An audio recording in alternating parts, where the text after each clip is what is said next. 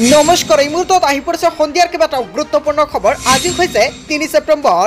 বানপানীৰ মাজত যিসকল ব্যক্তিৰ ক্ষতিসাধন হৈছিলে সকলোকে চৰকাৰে প্ৰদান কৰিব ক্ষতিপূৰণ। কিমান টকাকৈ চৰকাৰে আপোনাৰ বেংক একাউণ্টলৈ প্ৰদান কৰিব ক্ষতিপূৰণ। যদি আপুনি আবেদন কৰা নাই তেনে ক্ষেত্ৰত আপুনি আবেদন কৰিব পাৰিব। প্ৰধানমন্ত্ৰী ফসল বীমা যোজনাৰ প্ৰত্যেকজন ব্যক্তিৰ বাবে এটা ভাল খবৰ। লগতে যিসকল ব্যক্তি এতিয়ালৈকে আবেদন কৰা নাই সেইসকল ব্যক্তিয়ে কেনেকুৱাকৈ আবেদন কৰিব চৰকাৰে এটা গুৰুত্বপূৰ্ণ পন্থা হাতত লৈছে। লগতে PM কিষাণৰ প্ৰত্যেকজন হিতাধিকাৰীৰ বেংক একাউণ্টত 18তম কিস্তিৰ লগত বানপানীৰ মাজত যিসকল ব্যক্তিৰ ক্ষতিসাধন হৈছিলে সেইসকল ব্যক্তিক চৰকাৰে প্ৰদান কৰিব টকা। আত্মসহায়ক মহিলাক চৰকাৰে অতি শীঘ্ৰে 10,000 টকা প্ৰদান কৰিব। এখন ডাঙৰ আপডেট প্ৰদান কৰিছে চৰকাৰে। গোটেই অসম তথা ভাৰতৰ বিভিন্ন প্ৰান্তৰ পৰা যুগত হৈছে কেইবাটাও ডাঙৰ খবৰ। এনেবোৰ খবৰ নিতৌ পাই থাকিবলৈ চেনেলটি ছাবস্ক্ৰাইব কৰি ভিডিঅ'টো এটা লাইক কৰিবলৈ নাপাহৰিব। আজিৰ আমাৰ প্ৰথম খবৰ গুৰুত্বপূৰ্ণ খবৰ হৈছে অসমবাসীৰ বাবে এটা ডাঙৰ খবৰ। লাখ লাখ কৃষকৰ বাবে এটা ডাঙৰ খবৰ। বানত নষ্ট হোৱা খেতিৰ ক্ষতিপূৰণ দিব চৰকাৰে। বানত আপোনাৰ খেতি পথাৰ নষ্ট হৈছে নেকি? যদি নষ্ট হৈছে তেনে ক্ষেত্ৰত আপোনাৰ বাবে এটা ভাল খবৰ। আপুনি ভিডিঅ'টি সম্পূৰ্ণকৈ চাই থাকক। লাখ লাখ কৃষকৰ বাবে আহিল এটা ডাঙৰ খবৰ। বানত নষ্ট হোৱা খেতিৰ হিচাপ ৰাখক আপুনি। চৰকাৰে দিব আপোনাক ক্ষতিপূৰণ। প্ৰতিগৰাকী কৃষকক নষ্ট হোৱা ফচলৰ ক্ষতিপূৰণ দিব চৰকাৰে। আপোনাৰ ফচলৰ বীমা কৰাৰ বাবে আজিয়েই যোগাযোগ কৰক। ফচল বীমা কৰিবৰ বাবে মুকলি কৰা হৈছে হেল্পলাইন নম্বৰ আৰু হেল্পলাইন নম্বৰটো হৈছে 14447। যদি বানপানীৰ মাজত বা আপোনাৰ বাৰিষাৰ বাবে খেতিপথাৰ নষ্ট হৈছে তেনে ক্ষেত্ৰত আপুনি 14447ত এতিয়া আপুনি কল কৰি সম্পূৰ্ণখিনি ডিটেইলছটো আপুনি দি দিয়ক।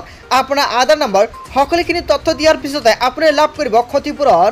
আপোনাৰ ফচলৰ বীমা কৰাৰ বাবে আজিয়ে যোগাযোগ কৰক। জনসেৱা কেন্দ্ৰ, শস্য বীমা এপ, ডাকঘৰ, বেংকৰ জৰিয়তে কৰিব পাৰিব আপুনি আবেদন। বানত আপোনাৰ খেতিপথাৰ নষ্ট হৈছে নেকি তেনে ক্ষেত্ৰত এতিয়া আপুনি 14447ত যোগাযোগ কৰিব পাৰিব।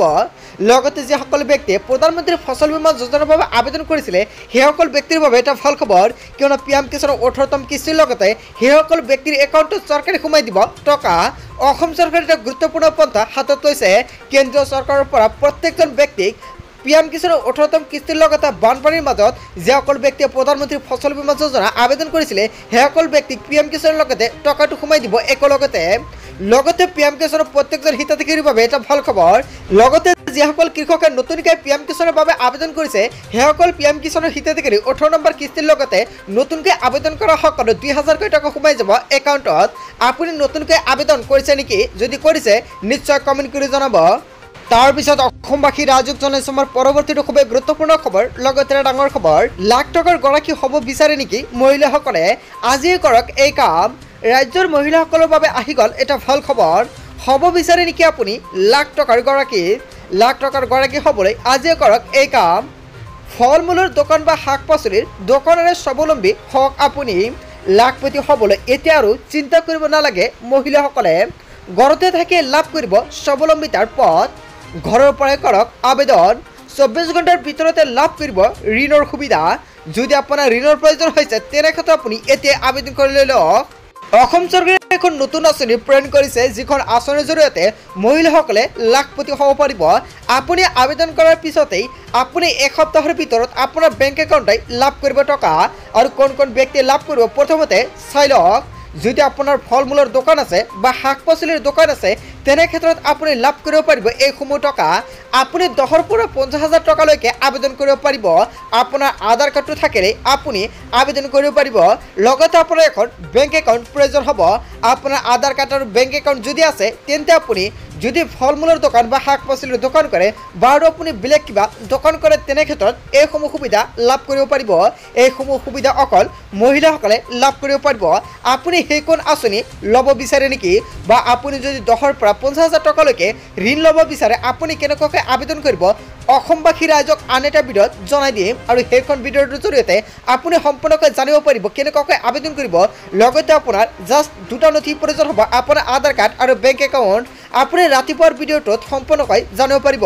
লগতে যদি আপুনি আবেদন কৰিব বিচাৰে তেনে ক্ষেত্ৰত নিশ্চয় কমেণ্ট কৰি জনাব, সম্পূৰ্ণকৈ জনাই দিম। তাৰপিছত অসমবাসী ৰাইজক জনাইছো আমাৰ পৰৱৰ্তীটো খুবেই গুৰুত্বপূৰ্ণ খবৰ। লগতে ডাঙৰ খবৰ, 15 টকা আহিব আপোনাৰ বিদ্যুৎ বিল। কেনেকৈ লাভ কৰিব এই সুবিধা?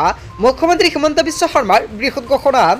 পূৰ্বে যদি বিল আহিছিল 100 টকা এতিয়া আহিব 15 টকা 85% হ্ৰাস পাব বিদ্যুতৰ বিল বিনামূল্যে বিদ্যুতক লৈ হিমন্ত বিশ্ব শৰ্মাৰ বৃহৎ ঘোষণা প্ৰধানমন্ত্ৰী সূৰ্যঘৰ বিজুলী যোজনাৰ অধীনত লাভ কৰিব এই বিনামূল্যে বিদ্যুৎ প্ৰতিটো ঘৰৰ ছাদত লগা হ'ব সোলাৰ পেনেল লগাবলৈ চৰকাৰে দিব 1,30,000 টকাৰ ৰাজসাহায্য যাৰ জৰিয়তে উৎপাদন কৰিব পাৰিব বিদ্যুৎ ইতিমধ্যে 2 লাখ লোকে বিনামূল্যে বিদ্যুতৰ বাবে কৰিছে আবেদন আৰু এই সোলাৰ পেনেল লগৰ পিছতে ৰাহি হ'ব 85% বিদ্যুতৰ বিল পূৰ্বে যদি বিল আহিছিল 100 টকা এতিয়া আহিব 15 টকা যিসকল ব্যক্তিৰ ঘৰত স্মাৰ্ট মিটাৰ আছে সেইসকল ব্যক্তিৰ বাবে এটা ফল খবৰ কিয়নো অসমৰ মুখ্যমন্ত্ৰী ডক্টৰ হিমন্ত বিশ্ব শৰ্মাই এতিয়া ডাঙৰ পন্থা হাতত লৈছে সেইসকলৰ বাবে ইয়াৰ বিষয়ত আপুনি কি ক'ব লগতে যদি আপুনি আবেদন কৰিছে সোলাৰ পেনেলৰ বাবে তেনে ক্ষেত্ৰত ভাল কথা আৰু যদি আপুনি এতিয়ালৈকে প্ৰধানমন্ত্ৰী সূৰ্যঘৰ যোজনাৰ বাবে আবেদন কৰা নাই অতি শীঘ্ৰে আবেদন কৰি লওক আপুনি কেনেকুৱাকৈ আবেদন কৰিব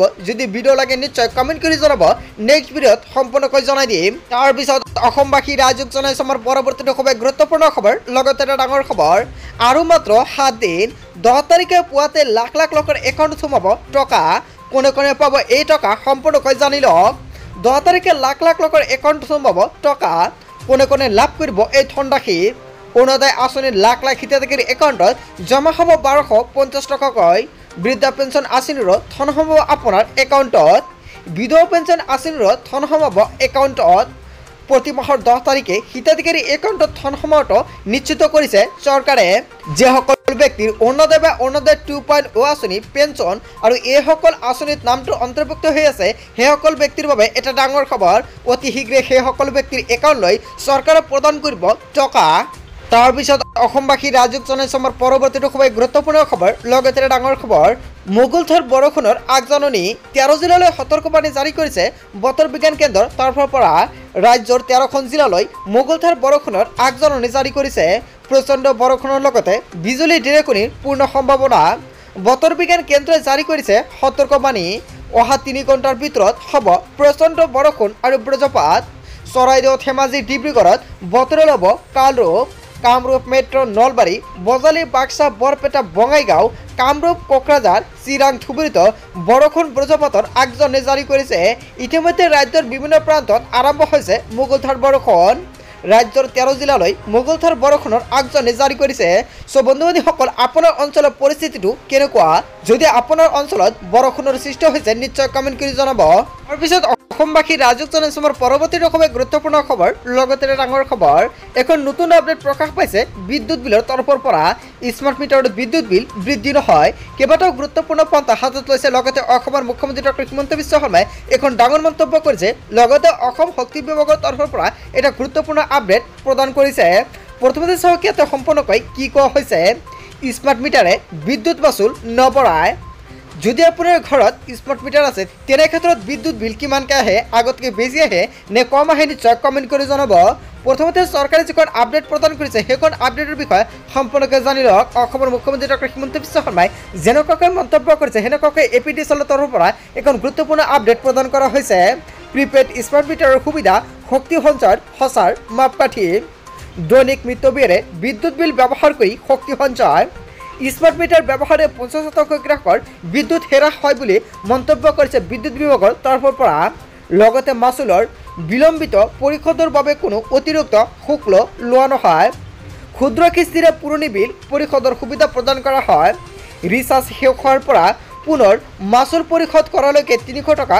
মূল্যৰ অবিৰত বিদ্যুৎ যোগান ধৰা হয় স্মাৰ্ট মিটাৰক সৌৰচাদ ব্যৱহাৰৰ সৈতে সংযোগৰ ক্ষেত্ৰত অতিৰিক্ত মাচুল লোৱা নহয় দৈনিক শুল্ক নীতি ট্ৰাইফ অফ দ্য ডেট প্ৰয়োগৰে বিদ্যুৎ বিল কমাৰ সুবিধা স্মাৰ্ট মিটাৰ যদি আপোনাৰ ঘৰত আছে তেনে ক্ষেত্ৰত আপুনি নিশ্চয় কমেণ্ট কৰি জনাব যদি আপোনাৰ বিদ্যুৎ বিল বেছি আহিছে বা আপোনাৰ স্মাৰ্ট মিটাৰলৈ কিবা অভিযোগ দিবলগীয়া আছে তেনে ক্ষেত্ৰত নিশ্চয় তলত দুটা টোল ফ্ৰী নম্বৰ দিয়া আছে এই নম্বৰতে আপুনি যোগাযোগ কৰিব পাৰে 1912 অথবা 7575999666 লগতে 8876100100 নম্বৰত যোগাযোগ কৰিব পাৰে বন্ধু বান্ধৱীসকল গোটেই অসম তথা ভাৰতৰ বিভিন্ন প্ৰান্তৰ পৰা যুগুত হৈছে কেইবাটাও ডাঙৰ খবৰ এনেবোৰ খবৰ নিতৌ পাই থাকিবলৈ চেনেলটি সাবস্ক্ৰাইব কৰি ভিডিঅ'টো এটা লাইক কৰিবলৈ নাপাহৰিব so thank you for watching full video'